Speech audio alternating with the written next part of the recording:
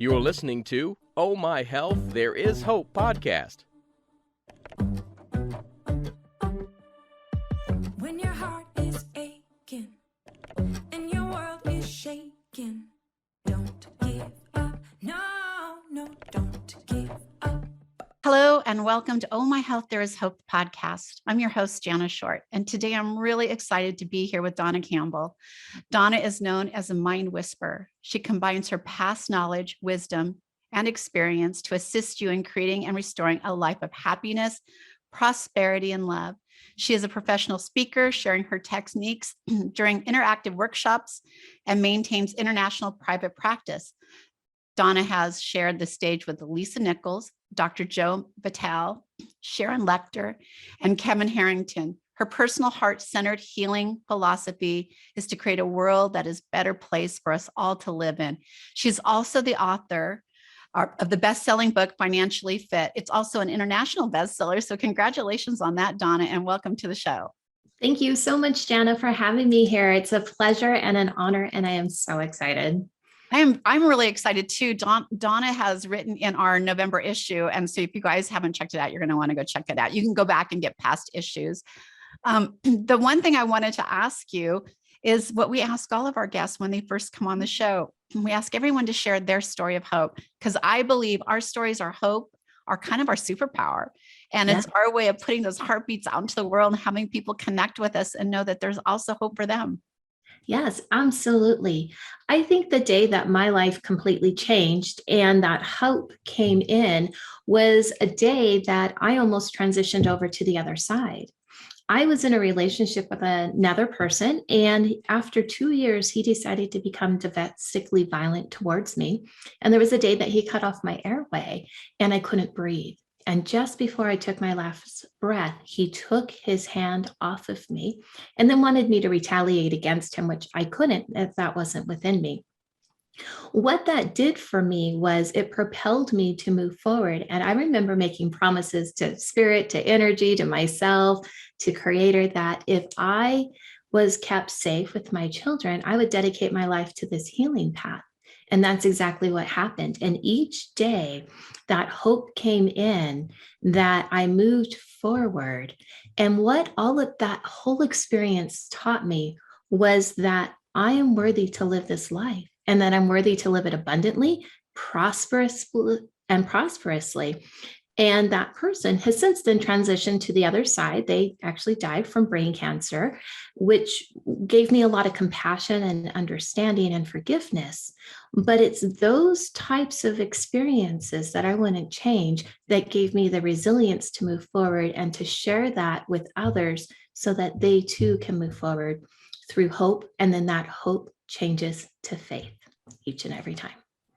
That is a beautiful story. And we've had so many people come on here talking about moments that were dark for them being the brightest light for them. It turned into be like lighting the path that they're supposed to be on. So I love your story. I actually get goosebumps when I hear stuff like that, because I know what that feels like to be in such a dark space and a light shining from that and something beautiful coming out of it. And when you look back, you're like, that's why that was supposed to happen. There are no mistakes or accidents. Everything happens for a reason.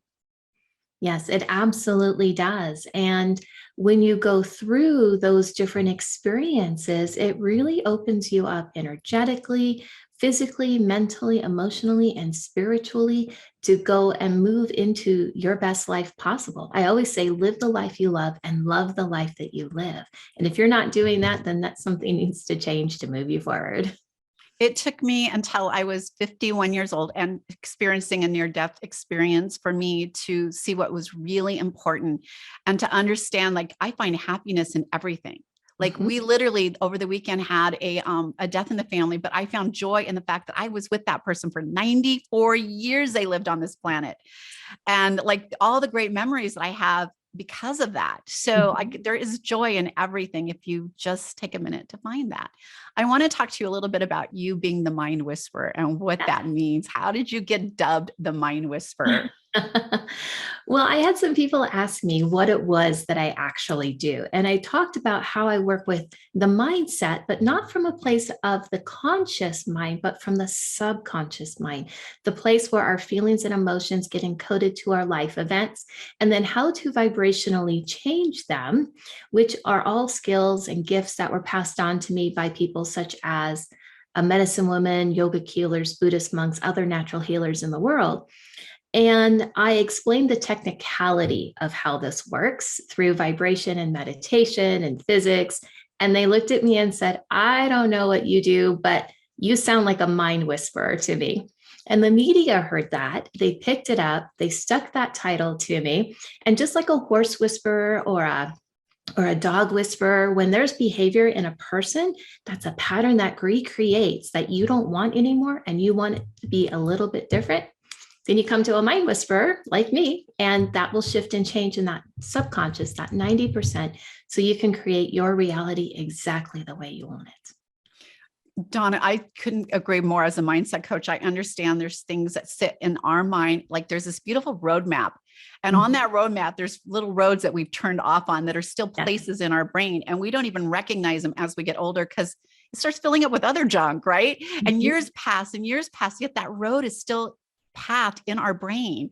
And until we recognize it and change where that path is going, it's hard. And so a lot of times we're just walking around with these things in our mind that are creating the same patterns over and over, because we're still hitting that road. Right. So I love that you do this. I want to talk to you a little bit about how, like you say, you get into their unconscious mind to help them with that. And a lot of people still think that's super scary. It's super scary because you're going to know my dark secrets. They're going to, invade my personal space that I'm not ready to share. And as an RTT practitioner myself, I can tell you that during hypnosis, that doesn't happen. No. It doesn't. It literally puts you're not going to quack like a duck Right. when you're doing that. It literally puts you into a state of relaxation so you can tap in and start accessing and recognizing as we guide you through that path. Right. And it's very similar to with what I do, except I'm not putting a client or another person in hypnosis. I'm the one that's using the meditation to alter my brainwave patterns to access the other person's energy field. And I'm looking for different energies based on what you say and what you feel. So the subconscious records everything from the moment you're born to the day you exit this earth, but it's assigning emotions and feelings to those events that got recorded. What I do is I access the person through those emotions and feelings, find where it's locked in the body. It takes them back to a memory. We uncover what it was that they needed, not what they received. And then we can make that shift in that subconscious. So I'm looking at it from a place of energy, vibration, and frequency, more so than here's the event that happened. There's no judgment about the event. It's let's change the frequency, because it's that frequency that leaves our energy field that magnetically attracts back to you your reality.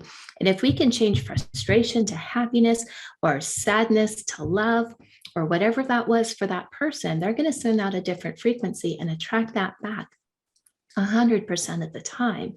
The event was only the event that where the emotion got stuck that needs to change. Because in every moment, every possibility exists. Every single perspective. It's just that the subconscious got stuck on one, so it created it as an automatic tape. So when we change that, we can create a new way of being, a new automatic tape, one that's more in alignment with your heart and with your mind for coherence. When you start talking about energy and frequencies, we just did a whole issue on frequencies and vibrations and how everything has something. Inanimate objects have a vibration and a frequency. Yes. And when we understand how to adjust ours, you know how people say you attract, you what you put out, you attract back.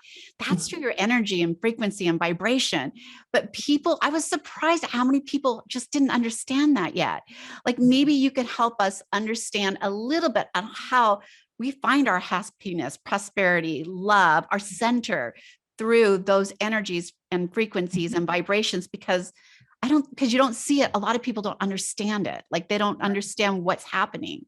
Right. So every single person is considered an electromagnetic frequency. We're electrical beings and we're magnetically always attracting. So energy runs up and down the body electrically and magnetically in and out of our energy centers, out and back in.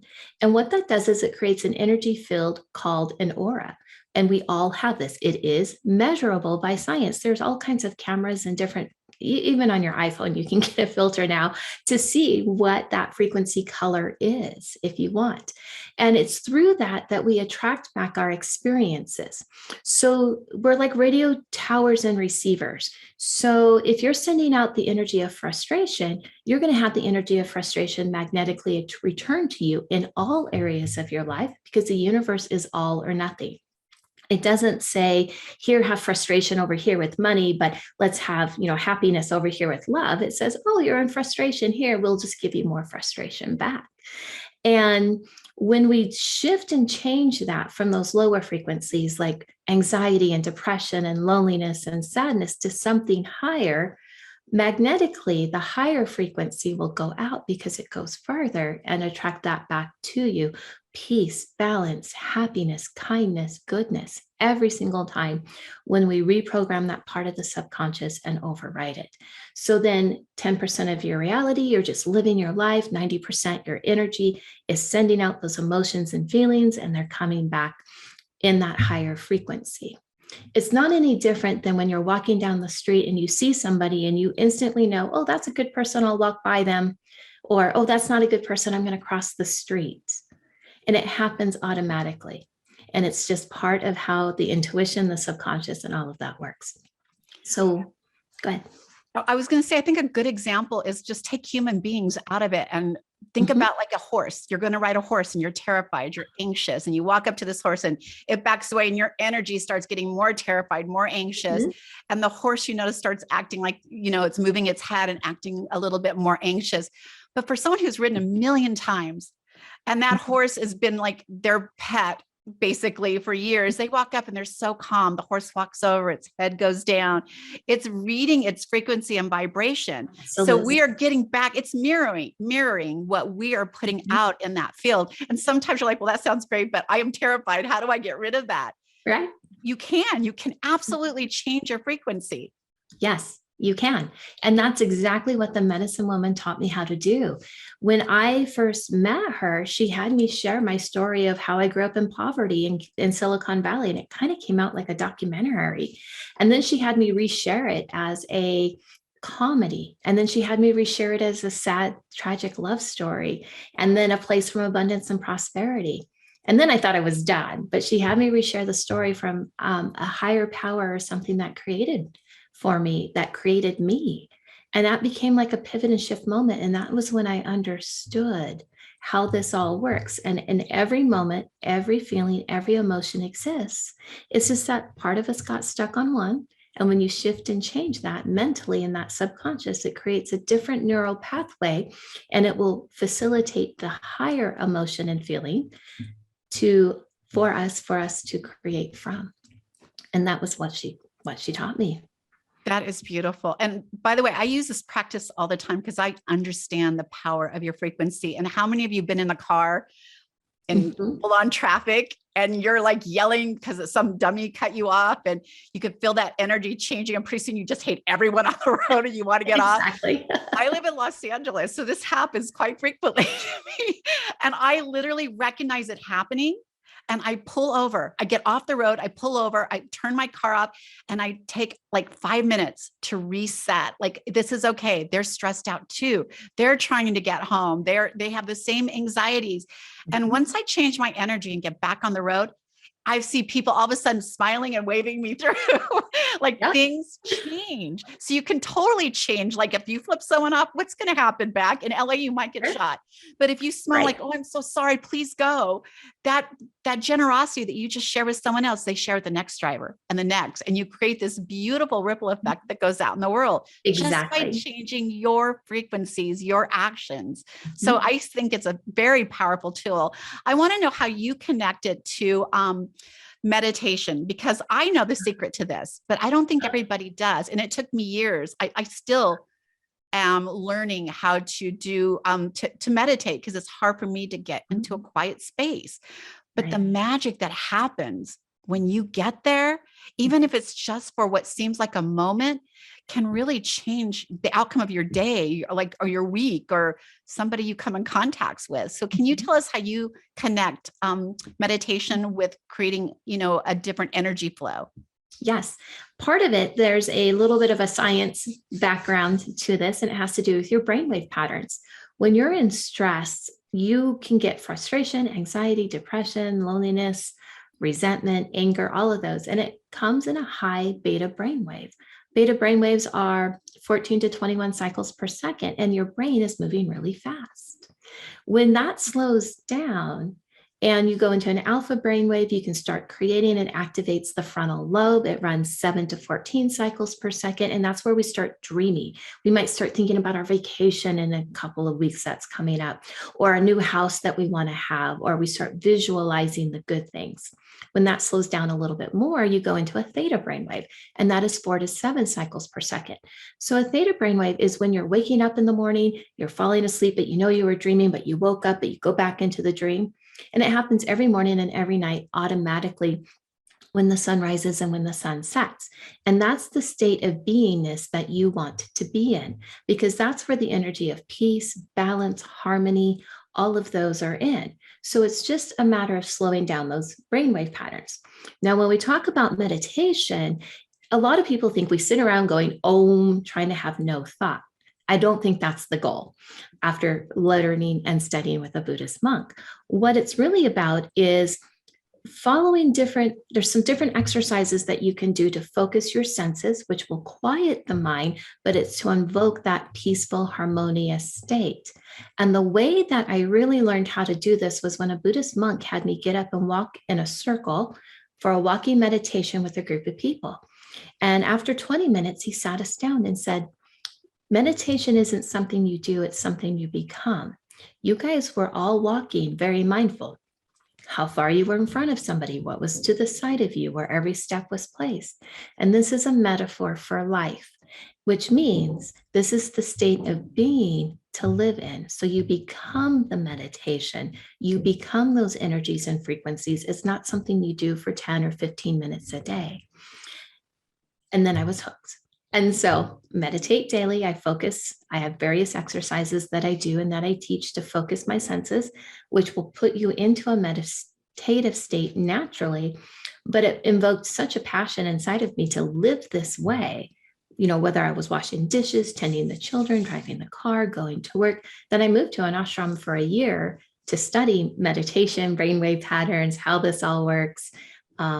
And put it together, because there was such power in that.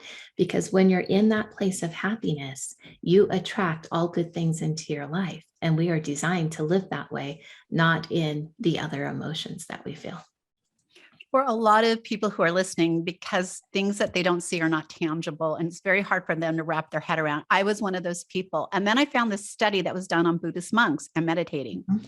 And the energy field that they put out into the world. So they would find a group of Buddhist monks would move to a horrible part of the city where there was crime and poverty. And they would spend a month, 2 months there. And all they did was meditate. Like they spent hours a day in a meditative state, putting out this energy. And outside those walls, things started changing scientifically. So they would move to another location.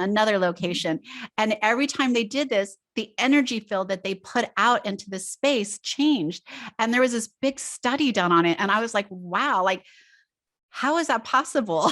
But it is possible. The energy we put out it's like the aura. It reaches out of your body. It reaches outside the walls. It reaches outside the area. Like if you're on this podcast, your voice and your message is touching people around the world.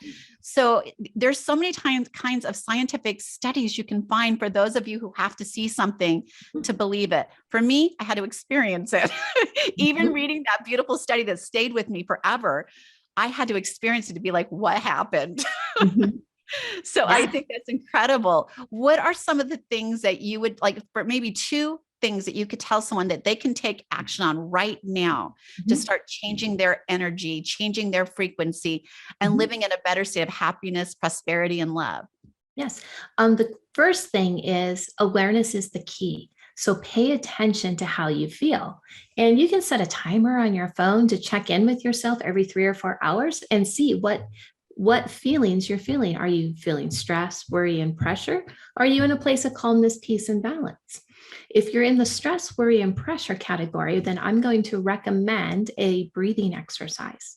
Because when we breathe in, we're breathing in the oxygen, all the good things that our body needs. And we breathe out the carbon dioxide, all of the toxins and things the body doesn't need. So if you're in the stress, worry, pressure category, think of the opposite of what you want to feel. It might be the peace, balance, and harmony. So when you breathe in, you're breathing in peace, but when you breathe out the stress. Do that for 3 to 5 minutes. Let a timer go off on your phone. It's going to change your body physiologically. It's going to bring you more focus. It's going to bring you more clarity. It's going to bring you more balance. And then when you're done, you go back to your task at hand, and you're going to flow through that task easily, effortlessly, and in a different perspective, because you refocused yourself, you changed your body physiologically. But the key to doing that every single time is having the awareness of how you feel. And you can always use 2 opposite words. It could be anger, love. It could be bitterness, kindness. It doesn't matter what, as long as there's a negative word we want to release and a positive word we want to bring in. And when you do that exercise, because you're focusing a sense, it's going to automatically put you into a state of meditation. I love it. I also, before we go, because we're running out of time, I want to give you an opportunity to talk just a little bit about your book. Yes, Financially Fit is the other energy side of things. Money is a form of energy, and you are also energy. And what was happening was clients were coming to me saying, I want to know that I'm worthy and that I'm enough and that I have appreciation and value. And one day it clicked that those are the words we used in the financial services world. You know, your portfolio value is, your net worth is, your assets appreciated. Oh, do you have enough money to fund XYZ goal? And if you didn't feel like you were enough on the inside, then you didn't have enough on the outside to fund your goal. So anytime a client shifted and changed, their money supply always increased. So financially fit is the subconscious side of money to become financially fit in the heart set and the mindset. So when you take action and put into place the things your financial advisors ask you to do, budgeting, insurance, all of those things, it just happens as if it's by magic because you are in alignment with, and that's what this book is about. I love that. I work with a lot of people who are in the mindset of just enough. And I hear all the time, I just need to make just enough to pay my bills. If I can make just enough to move on to this, and I have to put the mirror up and say, do you hear what you keep saying? If you're in that mindset, it's exactly what you'll be doing. Always making just enough. Is that what you want? And we want plenty of abundance. Yes. And then I have people who make a ton of money who feel guilt. There's so much guilt around their success that they slow it down because they feel guilty, like that they're so successful and that they're taking from others. But I believe we live in a beautiful world where there is literally abundance for all of us. Like there is, all we have to do is put ourselves into that mindset, decide what it is that we want and move towards it.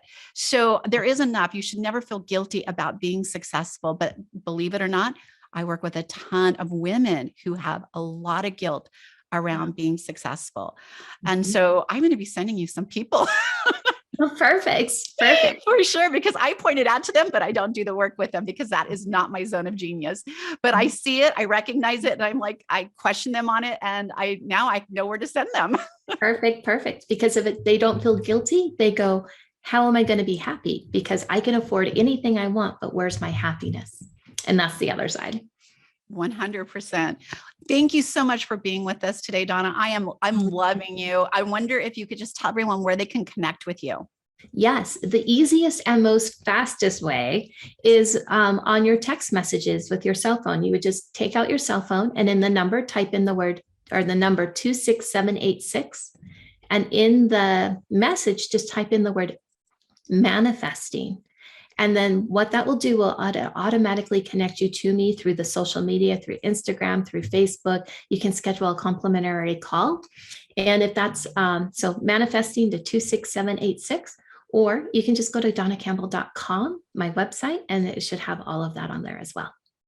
I am definitely 26786. Uh-huh. And the Right. word manifesting. Perfect. I'm totally putting that in so you guys can all connect with her. We'll put those all in the show notes. So if you missed it, you'll be able to go in and just go in there and grab that number. So Dawna, thank you so much. I really have Yeah. enjoyed you.